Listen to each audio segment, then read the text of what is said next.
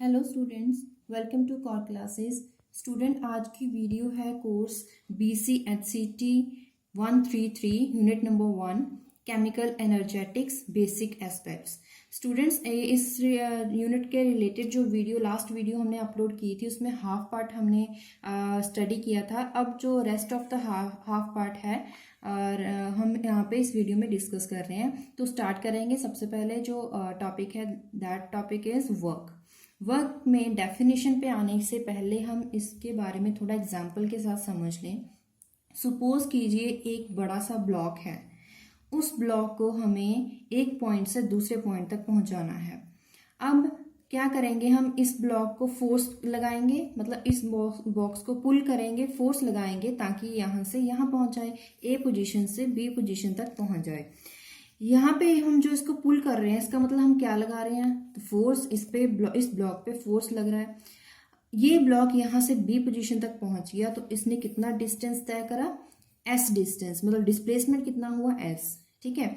तो अगर इस ब्लॉक की बजाय हम बड़ा सा स्टोन रख दें, इतना बड़ा जिसको मैं इजीली उसे पुल नहीं कर सकती हूँ, ठीक है, तो मैंने इस पे उस स्टोन के ऊपर फोर्स लगाया, बहुत फोर्स लगा, लेकिन उसकी डिस्प्लेसमेंट वो इस पॉइंट से बी पॉइंट तक नहीं गया और वो बिल्कुल हिला ही नहीं। ठीक है। अब एक तो फर्स्ट कंडीशन थी और ये दूसरी कंडीशन है स्टोन की। अब हम बात करेंगे वर्क क्या था, it is multiple of force into distance, it is the product of force into distance. इसका मतलब जो ब्लॉक में हमने ए पोजीशन से बी पोजीशन तक ब्लॉक को पहुंचाया था बाय अप्लाइंग फोर्स, तब वर्क किया गया। इसका मतलब है हमने वर्क करा, कैसे, फोर्स लगाया और उसका उस ब्लॉक के द्वारा डिस्प्लेसमेंट तय की गई, जिसकी वजह से क्या हुआ कि वर्क किया गया। लेकिन अब हम बात करें जो सेकंड कंडीशन क्या थी, there is a big stone as rather than block, मतलब यहाँ पे बड़ा सा पत्थर है, उसकी डिस्प्लेसमेंट तो नहीं हुई थी। अब डिस्प्लेसमेंट नहीं हुई है तो अब हम क्या कह सकते हैं कि वर्क हुआ या नहीं हुआ, वर्क नहीं हुआ। क्यों? क्योंकि फोर्स तो लगाया, फोर्स हमने बहुत लगाया, लेकिन अगर डिस्प्लेसमेंट नहीं हुई है तो इसका मतलब है वर्क भी नहीं हुआ है। वर्क तभी होगा अगर उस जिस चीज पे हम फोर्स लगा रहे हैं, जिस पे फोर्स लग रहा है, वो कम से कम, चाहे माइन्यूट भी हो, लेकिन डिस्प्लेसमेंट तय करे। उसकी अगर डिस्प्लेसमेंट है तो इसकी वजह से वर्क किया जाएगा। अब हम बात करेंगे डेफिनेशंस पे। Transfer of some kind of energy from one object to another due to force is called work. क्या किया था, जब हमने यहाँ पे मैंने यहाँ पे फोर्स लगाया तो जो मेरी एनर्जी थी वो एनर्जी ट्रांसफर हो गई इस ब्लॉक में, जिसकी वजह से इसकी डिस्प्लेसमेंट हुई। Mathematically work can be given as product of magnitude of force and magnitude of displacement, F into S. Work positive भी होता है, नेगेटिव भी। वर्क पॉजिटिव कब होता है, if energy transfer to the object, जो हमने इस केस में किया था। क्यों? क्योंकि उससे क्या होता है, एनर्जी इंक्रीज हो जाती है। Work would be negative if energy transformed from the object, अगर इस ऑब्जेक्ट से ट्रांसफॉर्म की जाती, एनर्जी ली जाती, तो उस टाइम वर्क क्या हो जाता, नेगेटिव। क्यों? क्योंकि उस केस में एनर्जी डिक्रीज कर जाती है।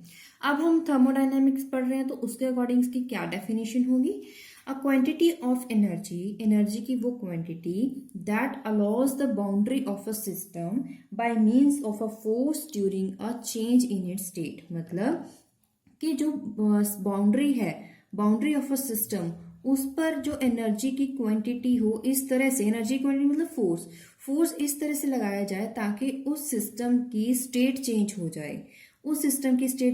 जाए, and it is completely convertible into lifting of a mass in the surrounding. It means क्या हो जाएगा, वर्क डन। अब हम कहेंगे कि work would be done. Thermodynamic definition, ये जो मेन डेफिनेशन जो आपको याद रखनी है, बाकी जो ऊपर डेफिनेशन है वो भी सही है, लेकिन थर्मोडायनामिक के अकॉर्डिंग हमें ये सिस्टम और सराउंडिंग के रिलेटेड डेफिनेशन देनी होगी। ऐसा यूनिट की बात करें तो ऐसा यूनिट इज जूल। अब बात करते हैं हीट। हीट क्या होता है? A form of energy, it is also form of energy, जिससे क्या होता है कि एनर्जी जो है ट्रांसफॉर्म होती है, मतलब एक्सचेंज होती है एक पॉइंट से दूसरे पॉइंट। वो पॉइंट क्या होते हैं? या तो जो सिस्टम है, क्योंकि थर्मोडायनामिक्स में क्या होता है, एक सिस्टम होता है और दूसरा सराउंडिंग होता है, ठीक है। अगर हीट सिस्टम से सराउंडिंग या सराउंडिंग से सिस्टम की तरफ एक्सचेंज होती है तो उसको बोलते हैं, एनर्जी चेंज होती है तो उसको बोलते हैं कि क्या हुआ है, हीट चेंज हुई है, ठीक है।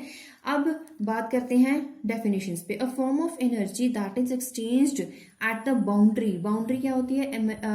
इमेजिनरी डिफ्रेंशिएशन पार्ट, वो पार्ट जो इमेजिनरी होता है, रियल में नहीं होता है, जो डिफ्रेंशिएट करता है between system and surrounding, between system and surrounding by virtue of a difference in temperature। अब ये पॉइंट इंपॉर्टेंट है, डिफरेंस इन टेम्परेचर। वो हीट ट्रांसफर, हीट जो है एक्सचेंज क्यों होती है? ऐसा क्या होता है? क्या होता है कि जो टेम्परेचर है, अगर सिस्टम और सराउंडिंग के बीच टेम्परेचर चेंज हो, सपोज कीजिए सिस्टम में जो टेम्परेचर है T1 है, सराउंडिंग में T2, मतलब दोनों में टेम्परेचर चेंज है।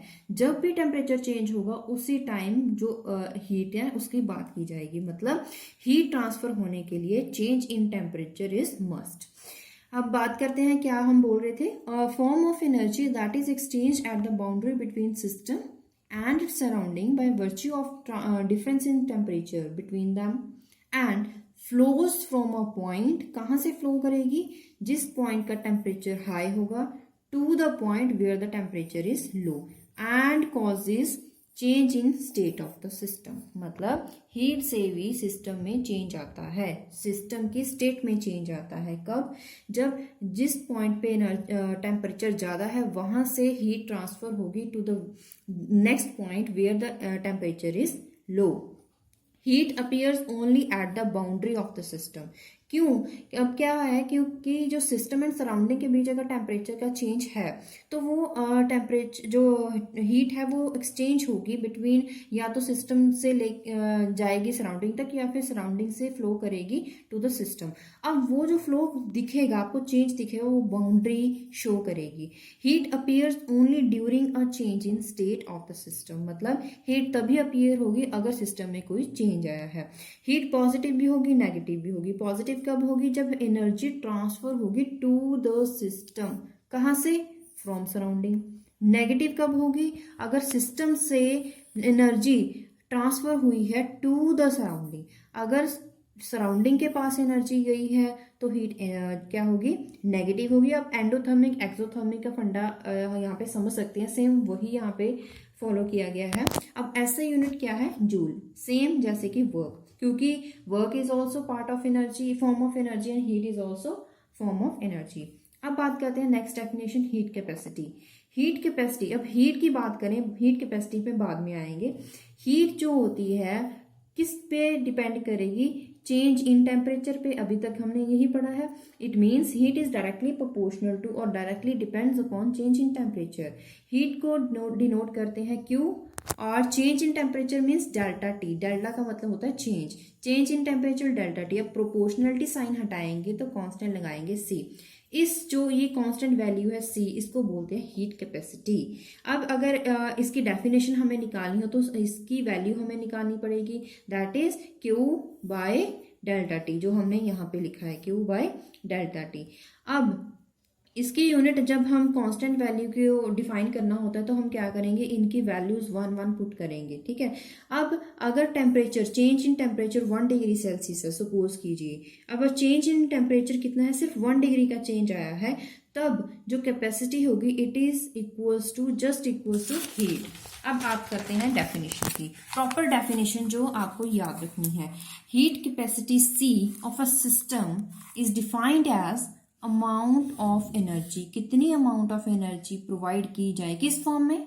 वो एनर्जी हीट की फॉर्म में प्रोवाइड करनी चाहिए, needed to raise the temperature of system through 1 degree Celsius. अभी जो हमने यहाँ पे फॉर्मूला किया था, फॉर्मूले से ही हमें ये पता चल रहा है कि किसी भी सिस्टम में कितना अमाउंट ऑफ एनर्जी चाहिए। एनर्जी कौन सा form of energy? Heat. The amount of heat required to raise the temperature through 1 degree Celsius in the system में हम चेंज करना चाहते हैं सिर्फ 1 डिग्री सेल्सियस का। उस 1 डिग्री सेल्सियस का चेंज लाने के लिए हीट कितनी प्रोवाइड करी जाएगी, उसको बोलते हैं हीट कैपेसिटी। अब हम यहाँ पे आप डेफिनेशन देख सकते हो, ये डेफिनेशन हमने याद कर ली है। आपको याद करने की जरूरत नहीं है, आपको हीट का फॉर्मूला पता है। हीट में आप वहाँ पे C की वैल्यू निकालोगे तो आपको अपने आप डेफिनेशन बनानी आ जाएगी। यूनिट की बात करें तो यूनिट यहाँ पे क्या फॉर्मूला था, C is equals to Q/T। अब Q क्या होता है, joule, and temperature is in या तो सेल्सियस में होगा या केल्विन में। सपोज केल्विन में है तो इसकी जो यूनिट है वो क्या हो जाएगी, जूल पर केल्विन, यही इसकी यूनिट है, या फिर joule per degree Celsius. Quantity of heat required to raise the temperature of given mass of substance, it depend upon given mass by a certain value depends upon in nature. इसका मतलब क्या है कि जो heat, अभी हमने heat capacity तो पढ़ लिया, मतलब कितना अमाउंट ऑफ हीट चाहिए। अब हम अमाउंट ऑफ हीट कितना चाहिए वो किस चीज पे डिपेंड करेगा, वो डिपेंड करता है सब्सटेंस में कितना मास है, उस सब्सटेंस का कितना मास है। सब्सटेंस का मास कैसे पता चलेगा, उसके नेचर से। कौन सा सब्सटेंस, डिफरेंट अगर सब्सटेंस लेंगे तो उसका मास डिफरेंट होगा, उसके लिए उसके अकॉर्डिंग जो हीट रिक्वायर्ड होगी वो भी डिफरेंट होगी। फॉर एग्जाम्पल, अगर हम वाटर की बात करें, 1 किलोग्राम ऑफ वाटर, इस वाटर का टेम्परेचर जिसका मास 1 किलोग्राम है, इसका हमें टेम्परेचर इंक्रीज करना है 1 डिग्री सेल्सियस, तब कितनी हीट चाहिए होगी, 4186 जूल एनर्जी चाहिए। लेकिन अगर हम अमाउंट सेम रखें लेकिन मटेरियल को चेंज कर दें, मतलब सब्सटेंस को चेंज कर दें, किसके साथ, वाटर की बजाय अब कॉपर की बात करें, कॉपर का जो मास है वो है 1 किलोग्राम और उसका टेम्परेचर वही हमें 1 डिग्री सेल्सियस ही इंक्रीज करना है, तो उसके लिए हीट कितनी चाहिए, 387 जूल। अब ये बात आपको याद रखना है कि अगर अमाउंट भी सेम हो, मतलब कि मास भी सेम हो और टेम्परेचर भी हमें 1 डिग्री सेल्सियस इंक्रीज करना है, वो डिपेंड करता है किस चीज से चेंज होगा, किस चीज से, मटेरियल। मतलब हम नेचर कौन सा ले रहे हैं, नेचर क्या है, जो सब्सटेंस ले रहे हैं उसका नेचर क्या है, वो वाटर है, वो कॉपर है, वो एल्यूमिनियम है, क्या है, उसके अकॉर्डिंग हीट एनर्जी, जो हीट कैपेसिटी वो चेंज होती जाएगी। If the transfer of heat is done under the condition of constant volume, अगर जो ट्रांसफर ऑफ हीट है अब की जाएगी, हीट ट्रांसफर होगी लेकिन उस सिस्टम की वॉल्यूम कांस्टेंट रहेगी थ्रू आउट द एक्सपेरिमेंट, तब उसको बोलेंगे heat capacity at constant volume, which is denoted by CV। If transfer of heat is done under condition of constant pressure, इस बार अगर सिस्टम का pressure through out the experiment constant है तो उसको क्या बोलेंगे, heat capacity at constant pressure, जिसको denote करेंगे CP। जो P क्या है, प्रेशर, ये कांस्टेंट रहेगा, उस टाइम जो हीट कैपेसिटी होगी उसको बोलेंगे heat capacity at constant pressure. अब बात करते हैं next definition, specific heat capacity. Specific का मतलब क्या होता है, पर्टिकुलर हीट कैपेसिटी, किसी पर्टिकुलर वैल्यू की। द अमाउंट ऑफ हीट, वो डेफिनेशन इज सेम, बस थोड़ा माइन्यूट चेंज है इसमें। The amount of heat in joule, amount of heat कितना चाहिए इन जूल्स में चाहिए to raise 1 gram of substance. अब कितना ग्राम, सिर्फ 1 ग्राम ऑफ सब्सटेंस को 1 केल्विन का चेंज लाने के लिए कितना अमाउंट ऑफ हीट चाहिए in the form of joule is known as specific heat capacity. Unit क्या होगी, joule per kilogram per kelvin. Joule per kelvin किसकी यूनिट थी, हीट कैपेसिटी की। अब उसमें एक नया जो टर्म आ गया है, न्यू टर्म इज मास। मास कितना, 1 ग्राम या फिर 1 किलोग्राम, तो उसको यूनिट क्या लिखेंगे आप, किलोग्राम। मोलर हीट कैपेसिटी की बात करें, मोलर हीट कैपेसिटी में डिफरेंस क्या है, पहले स्पेसिफिक था जिसमें मास की बात करी गई थी, मास। अब मोलर का मतलब क्या है, मोल, इसमें मोल की बात की जाएगी। अमाउंट ऑफ हीट कितना चाहिए in form of joule, temperature of 1 मोल। अब 1 ग्राम की बजाय क्या है, 1 मोल। 1 मोल ऑफ सब्सटेंस का टेम्परेचर इंक्रीज करना हो तो उस टाइम जो हीट चाहिए होगी उसको बोलेंगे मोलर हीट कैपेसिटी। यूनिट क्या होगी, अब ग्राम किलोग्राम की जगह क्या आ जाएगा, पर मोल। ठीक है, आपकी बुक में क्वेश्चन है 20.70 kilo joule of heat was supplied. अब हीट हमें पता है, it is supplied to 5 mole, molar भी पता है, of water at 25 degree Celsius, temperature पता है, at the temperature of water increase, जब हीट प्रोवाइड की गई टेम्परेचर कितना इंक्रीज हो गया, from 25 degree Celsius to 80 degree Celsius. मतलब अब टेम्परेचर दो है, ये सपोज कीजिए T1 है और ये T2 है, ये है नंबर ऑफ मोल्स, ठीक है, ये है हमारी हीट, तो ये हीट है। अब हमें क्या फाइंड करना है, heat capacity, molar heat capacity, specific heat capacity, ये तीनों जो भी डेफिनेशंस पड़ी हैं हमें फाइंड करना है। सबसे पहले हमें देखना है कि गिवन क्या है। हीट गिवन है Q, टेम्परेचर अब T1 T2 या फिर यहाँ पे मैंने ले लिया इनिशियल फाइनल ले लिया है। चेंज इन टेम्परेचर क्या होता है, टेम्परेचर फाइनल कंडीशन में कितना है माइनस इनिशियल कंडीशन में, इसका डिफरेंस लेंगे 55 डिग्री सेल्सियस, ठीक है। अब हीट कैपेसिटी का फॉर्मूला क्या होता है, is equal to C is equal to Q by change in temperature delta T। अब Q वैल्यू जो था किलो जूल में था, हमने इसको चेंज कर दिया जूल में बाय मल्टीप्लाइंग विथ 1000। अब इसको सॉल्व करोगे तो आपके पास जो आंसर आएगा वो किस यूनिट में आ जाएगा, ये जूल में है, ये केल्विन में है, जूल पर केल्विन। या फिर अगर ये डिग्री सेल्सियस में है तो यह आ जाएगा पर degree Celsius. Number of moles, अब हमें फाइंड करनी है मोलर हीट कैपेसिटी, जिसके लिए हमें क्या चाहिए, एक तो हमें हीट कैपेसिटी चाहिए, दूसरा हमें नंबर ऑफ मोल चाहिए। हीट कैपेसिटी हमने फाइंड कराया अभी। अब नंबर ऑफ मोल्स फाइंड करें हैं 5, अब इनको डिवाइड करोगे अब आपके पास जो आंसर आ जाएगा वो हो जाएगा मोलर हीट कैपेसिटी।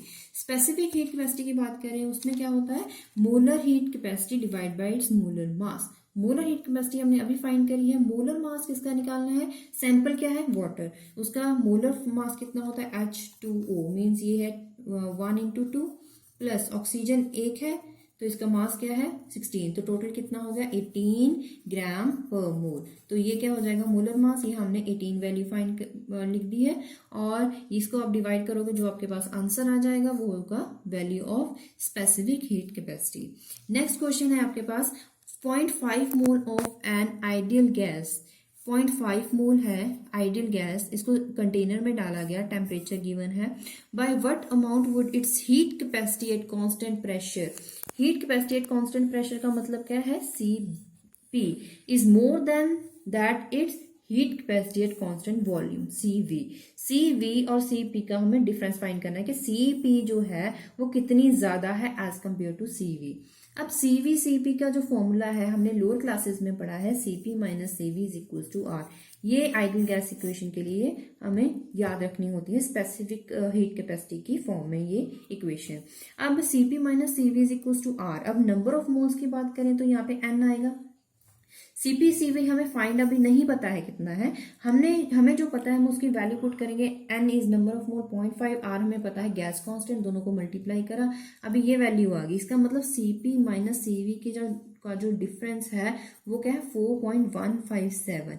इसका मतलब क्या है Cp is equal to Cv plus 4.157। अब आंसर में हम क्या लिखेंगे, heat capacity for system at constant pressure will be more. क्यों, क्योंकि जब इस वैल्यू में Cv वैल्यू को अगर इस वैल्यू के साथ प्लस किया जाएगा तब जाके Cp वैल्यू आएगी। मतलब अगर यहाँ पे देखा जाए कि Cp वैल्यू ही ग्रेटर है as compare to this value, इसका मतलब Cp is greater than that of Cv। Next topic is reversible and irreversible process. अब नाम से अगर देखा जाए कि अगर जो प्रोसेस रिवर्सिबल हो सकते हैं, मतलब अपनी ओरिजिनल पाथ फॉलो कर सकते हैं, अगर A से B तक गए, B से C तक अगर प्रेशर जो प्रोसेस है वो कंप्लीट हुआ है, अगर C से लेकर वो दोबारा A तक पहुंचेगा वो रिवर्सिबल होगा, अगर नहीं पहुंचा तो वो इरिवर्सिबल होगा। लेकिन इसको थर्मोडायनामिक के अकॉर्डिंग हमें समझना होगा।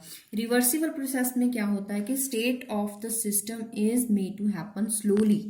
जो रिवर्सिबल प्रोसेस होता है उसमें जो चेंज ऑफ स्टेट होता है, स्टेट जो सिस्टम की स्टेट है उसमें चेंज आएगा, वो चेंज अगर with infinite number of steps में होगा उसको बोलेंगे रिवर्सिबल प्रोसेस। और इरिवर्सिबल प्रोसेस में क्या होता है, वही इनिशियल पॉइंट और फाइनल पॉइंट वही होता है, स्टेट सेम होती है, लेकिन अब जो चेंज ऑफ स्टेट है वो एक स्टेप में ही हो जाती है या फिर बहुत कम स्टेप्स में होती है। लेकिन रिवर्सिबल प्रोसेस में उसी चेंज ऑफ स्टेट लाने के लिए बहुत नंबर ऑफ स्टेप्स को फॉलो करना पड़ता है, इनफाइनाइट नंबर ऑफ स्टेप्स इसमें लगते हैं।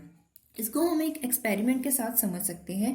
सपोज कीजिए कोई थर्मोडायनामिक सिस्टम है। थर्मोडायनामिक सिस्टम मीन्स एक सिलेंडर है जिसमें आइडियल गैस को फिल किया गया है उसमें एक पिस्टन लगाई गई है। This piston is massless and frictionless piston. ठीक है, अब हम क्या करेंगे, इस पिस्टन में अब गैस फिल्ड है, इस पिस्टन पे हम क्या करेंगे, एक मास रखेंगे जिसका वेट है 1 किलोग्राम। ठीक है, अब इसको पिस्टन में रखेंगे। अब इस पिस्टन के ऊपर अगर मास रखा है तो ये क्या होगा, पिस्टन नीचे की तरफ आएगी, मतलब कि यहाँ पे जो गैस है उसमें प्रेशर इंक्रीज होगा क्योंकि हम इसको नीचे दबा रहे हैं, क्योंकि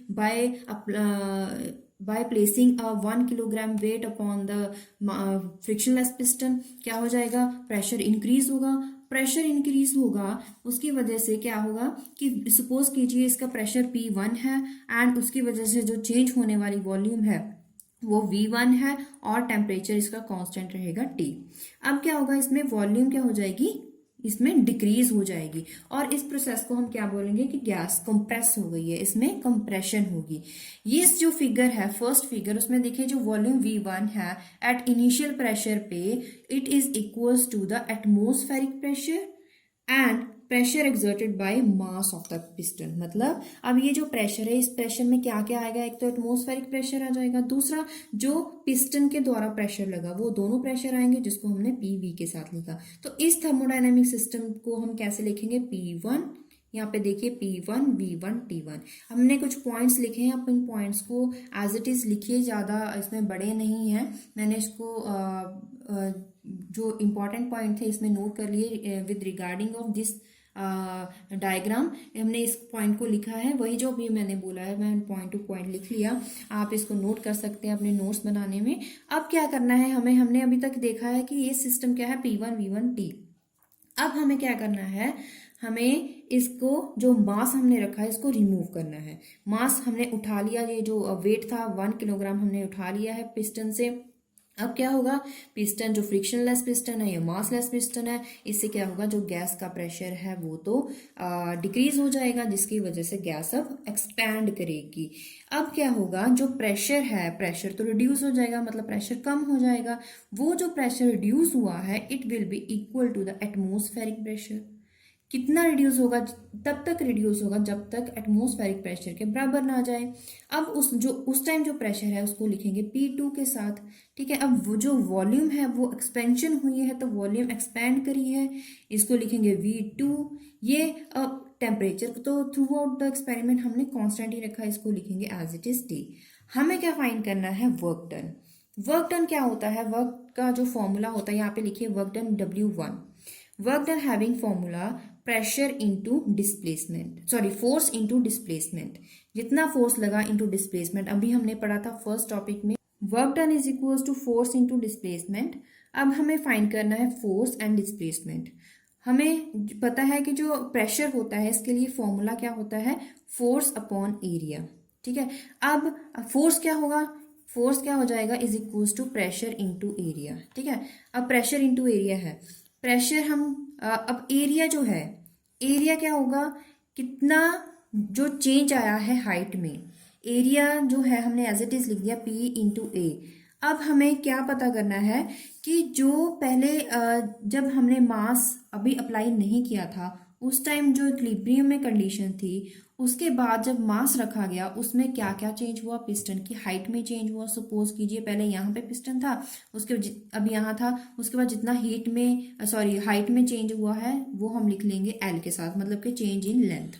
इसको लिख लेंगे हम चेंज इन लेंथ। ठीक है, अब क्योंकि हमने लिखना था फोर्स क्या लिख दिया, प्रेशर इंटू एरिया। डिस्प्लेसमेंट कितनी हुई, डिस्प्लेसमेंट का मतलब है कितना डिस्प्लेस हुआ पिस्टन।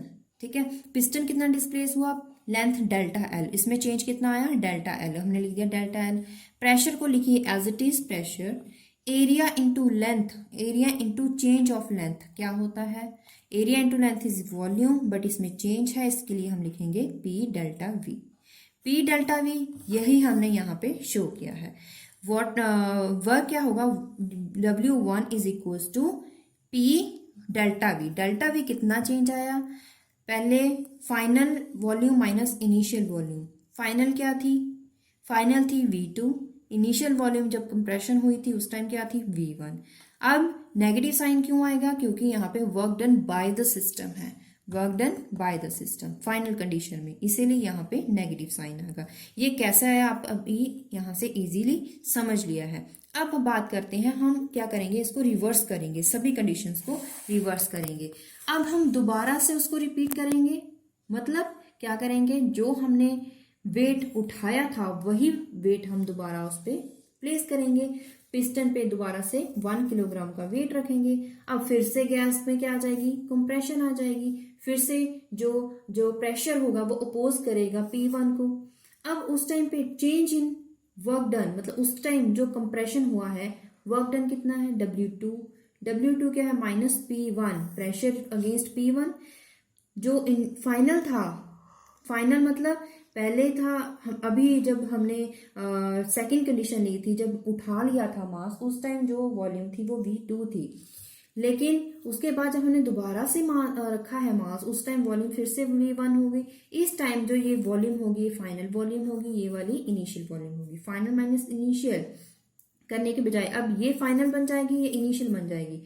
फाइनल माइनस इनिशियल क्या होगा, V1 माइनस V2। प्रेशर क्या था, P1। अब ये नेगेटिव साइन फिर से वही, work done by the system. अब हमने W1 भी फाइंड कर लिया, W2 भी फाइंड कर लिया, गिवन बाय इक्वेशन नंबर 2। हमने क्या बोला था कि रिवर्सिबल प्रोसेस में क्या होता है कि साइक्लिक प्रोसेस, जैसे कि एक स्टेट 1 है, अब उसके बाद जो प्रोसेस है स्टेट 2 में चेंज हो जाता है। अब state of the system state 1 में अगर दोबारा आ जाए फिर से वही, तो क्या हो जाएगा, इसको बोलेंगे this process is cyclic process, या फिर अब बोलेंगे रिवर्सिबल प्रोसेस। ठीक है। अब उसके लिए जो वर्क डन होगा, टोटल वर्क डन क्या होगा, work done W1 plus work done जो W2 था, इनकी वैल्यू हमने फाइंड करी है। ये वैल्यू हम सब्स्टिट्यूट करेंगे इसमें। अब इसमें देखिए यहाँ पे V2 माइनस V1 है, यहाँ पे V1 माइनस V2 है। हम इन ब्रैकेट्स को सेम करेंगे, कैसे, V2 माइनस V1 करेंगे, उसके लिए ये साइन चेंज हो जाएगा, प्लस आ जाएगा। ये ब्रैकेट्स कॉमन है, इसको कॉमन निकालिया, बाकी क्या बचा, P1 माइनस P2। ठीक है। अब अगर इस वर्क डन को, this is work done in the cyclic process, इस इक्वेशन से, जो इक्वेशन नंबर 3 है, हमें क्या कंक्लूजन मिलता है कि ये टर्म और ये टर्म दोनों ही पॉजिटिव टर्म्स होंगी। क्यों, क्योंकि जो V2 है it is greater as compare to V1, तो ये वैल्यू तो पॉजिटिव हो जाएगी। P1 प्रेशर ज्यादा था, जब उसमें प्रेशर, उसमें मास उठा लिया गया, उस टाइम प्रेशर रिड्यूस हो गया, दैट इज P2। प्रेशर कम हुआ, this is pressure large as compare to P2। इसका मतलब ये ब्रैकेट भी पॉजिटिव होगी। अगर दोनों ब्रैकेट्स पॉजिटिव है, इसका मतलब वर्क डन भी पॉजिटिव है। इसका मतलब क्या है, जो work done in cyclic process it is positive and system has to come back in its original state but surroundings does not come back। surroundings का उसी पॉइंट में नहीं आते, सिस्टम चेंज हो जाता है और अपनी ओरिजिनल स्टेट में आ जाता है। अगर हम चाहते हैं कि सराउंडिंग भी अपनी ओरिजिनल स्टेट में आ जाए, उसके लिए तो बहुत वर्क डन करना पड़ेगा। Some work done has been destroyed, अगर वो करेंगे भी तो कुछ अमाउंट ऑफ वर्क डन जो होगा डिस्ट्रॉय हो जाएगा in the surrounding during the cyclic process. अगर ये जो डिस्ट्रॉय हो जाएगा जो वर्क डन है इन द सराउंडिंग्स, तब उस प्रोसेस को क्या बोलेंगे, इरिवर्सिबल प्रोसेस। अगर सराउंडिंग को उसी स्टेट में लाने के लिए कोई भी वर्क जो है डिस्ट्रॉय नहीं हुआ है, वेस्ट नहीं हुआ है, तो वो क्या हो जाएगा, रिवर्सिबल। अगर लेकिन एक्चुअल में क्या होता है, वर्क जो है वो डिस्ट्रॉय होता है इन द सराउंडिंग, 100% एक्यूरेसी नहीं होती है, तो इसके लिए वो प्रोसेस क्या कहलाते हैं, इरिवर्सिबल प्रोसेस। अब हम एक और एक्सपेरिमेंट करेंगे। इस एक्सपेरिमेंट में सभी सेम है, एक सिलेंडर है, उसके पास उसको फ्रिक्शनलेस और मासलेस पिस्टन के साथ जोड़ा हुआ है, जिसका एरिया A मीटर स्क्वायर है। तो लेकिन अब पहले हम क्या करते थे, 1 किलोग्राम का वेट लिया और इस पिस्टन पे रख दिया। अब क्या करेंगे, हम छोटा छोटा मास लेंगे, छोटा छोटा मतलब 1 किलोग्राम ईच मास। इस ऐसे कितने मास लेंगे, 1000 मास लेंगे। अब 1000 gram is equal to 1 kilogram, मतलब हम अब क्या करेंगे, तो सिर्फ 1 किलोग्राम के बजाय हम उस मास को पीसेस में लेंगे, 1 ग्राम के 100 मासेस लेंगे। हम उसको 1 बाय 1 जो है इसको प्लेस करेंगे। अब क्या होगा, the gas would again occupy volume V1, initial condition में V1 होगी। अब हम क्या करेंगे, इस अगर वैल्यू को, वॉल्यूम को फाइंड करना होगा, वो क्या होगी, it is equal to atmospheric pressure and pressure obtained by 1 kilogram, मतलब कि 1 किलोग्राम मतलब कि जब उसमें 1 ग्राम मास रखेंगे, उसके बाद फिर से 1 ग्राम रखेंगे, फिर से 1 ग्राम, अप टू सारे जब तक 1000 ग्राम इस पे नहीं रखे जाते तब तक उसमें जो चेंज आएगा it is equal to atmospheric pressure and pressure exerted by the mass weight placed on the piston and pressure get increases, जिसकी वजह से क्या होता है, कंप्रेशन होगी और वो प्रेशर क्या है, P1। अब हम क्या करेंगे, रिमूव 1 बाय 1 मास। पहले सबसे पहले 1 ग्राम मास हम इसमें रिमूव करेंगे। 1 ग्राम मास रिमूव करने से थोड़ा सा चेंज इन प्रेशर आएगा। प्रेशर क्या कम होगा या ज्यादा होगा, प्रेशर तो रिड्यूस हो जाएगा, वॉल्यूम में थोड़ा सा एक्सपेंशन आएगा। उस चेंज ऑफ प्रेशर को लिखेंगे dP1। डी डेल्टा क्यों नहीं लिखेंगे, क्योंकि यहाँ पे change is very slightly change, और इसलिए इसको क्या लिखा, dP1। और वॉल्यूम क्या हो जाएगा, वॉल्यूम में भी चेंज आएगा, वॉल्यूम इंक्रीज करेगी dV1, वो भी बहुत कम इंक्रीज करेगी। इससे क्या हो जाएगा, न्यू प्रेशर क्या होगा, जो पहले प्रेशर था माइनस जो फाइनल प्रेशर था, P1 माइनस dP1। अब हम क्या करेंगे, उसी मास को, अब जैसे हमने पिछले एक्सपेरिमेंट में क्या करा था, सारे के सारे एक्सपेरिमेंट करने के बाद इनिशियल कंडीशन, फिर फाइनल कंडीशन, फिर से हम इनिशियल कंडीशन पे आए थे, इसमें भी वैसा ही करेंगे, फिर से इनिशियल कंडीशन पे आएंगे। अब जो मास हमने बारी बारी से 1 ग्राम करके रखे थे, उसको हम 1 बाय 1 फिर से रिमूव करेंगे, तब तक जब तक सारे के सारे मास रिमूव नहीं हो जाते। उसके बाद जब सारे के सारे मास रिमूव कर देंगे, एंड में क्या होगा, जब हम 1000 मास को रिमूव करेंगे, जो सिस्टम है उसकी स्टेट क्या हो जाएगी, स्टेट 2 बन जाएगी, जिसमें प्रेशर P2 हो जाएगा, वॉल्यूम V2 हो जाएगा, टेम्परेचर भी T2 हो जाएगा। होगा क्या, एक्सपेंशन पहले हुई थी, अब क्या होगा, गैस एक्सपैंड करेगी फ्रॉम V1 टू V2। अब रिवर्सिबल प्रोसेस क्या था, कि हमने क्या करा था, रिमूव ही करा था। अब अगर टोटल वर्क डन इस कंडीशन में बात करें, total work done from the system in the process of expansion, expansion के दौरान क्या था, पहले V1 था, फिर V2, और कंप्रेशन के टाइम क्या था, कंप्रेशन में मतलब क्या था, V2 माइनस V1, ठीक है। अब हमने क्या देखा कि सबसे पहले जो वर्क डन था चेंज हुआ V1 से V2, फिर से V2 से V1 पे, इनिशियल कंडीशन पे आ गया। इसका मतलब क्या है कि work done during expansion is just equal to work done during compression.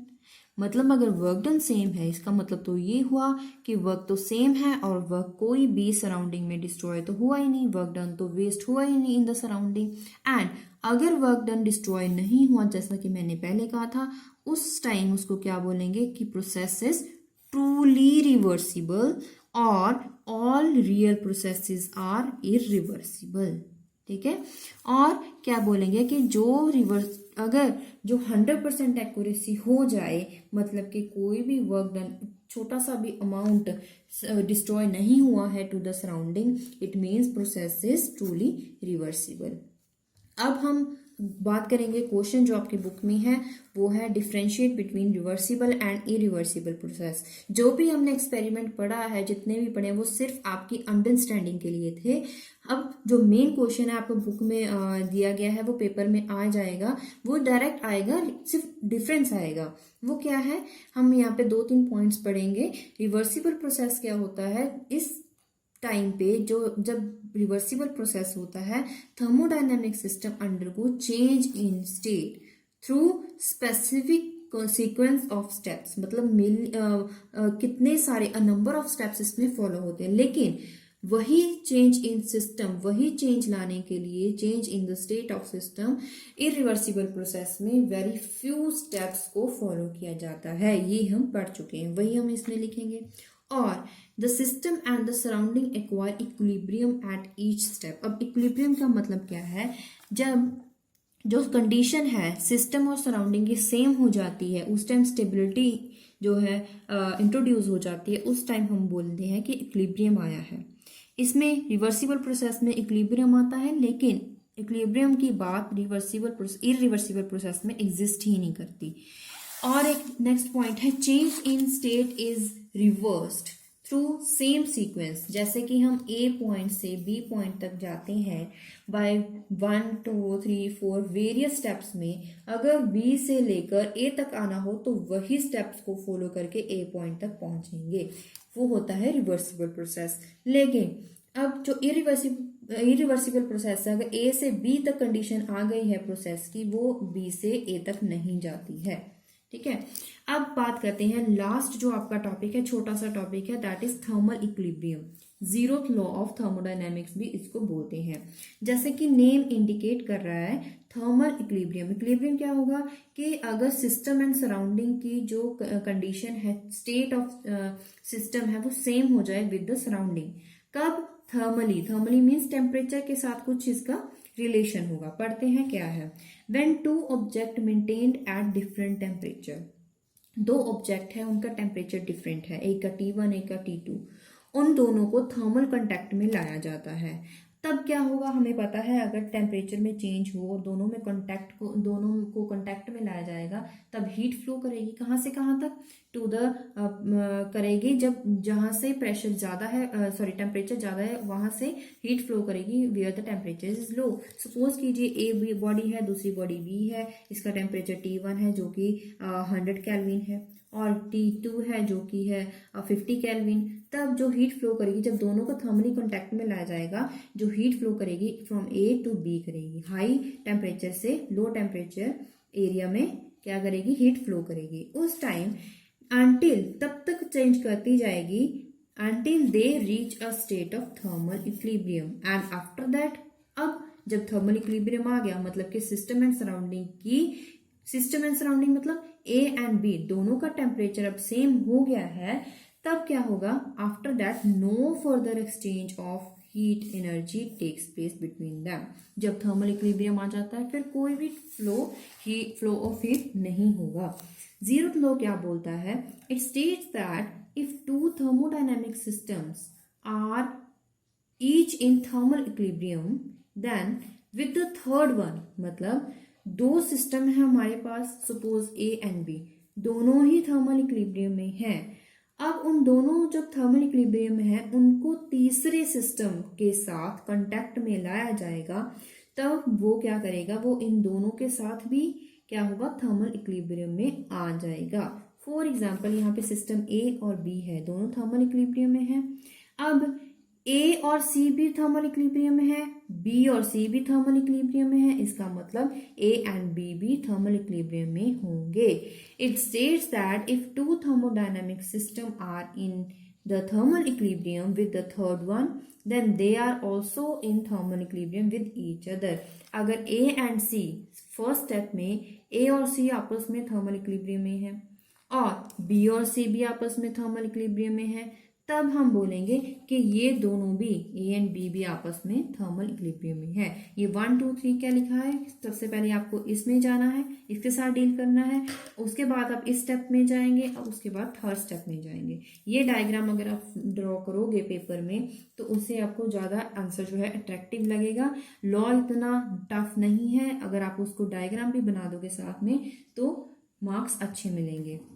इसी के साथ हमने ये जो चैप्टर है, यूनिट नंबर 1, हमने कंप्लीट कर लिया है, और सारे टॉपिक इसमें डिस्कस कर लिए हैं, हमने स्टडी कर लिए हैं। लेकिन फिर भी अगर आपको कोई डाउट है, किसी भी कोई भी टॉपिक को लेके कोई क्वेरी है, तो you can ask in comment box. और if you need any video with other subject, then you can also suggest in comment box. Do like the video and stay tuned with channel. Keep watching this channel. Thank you.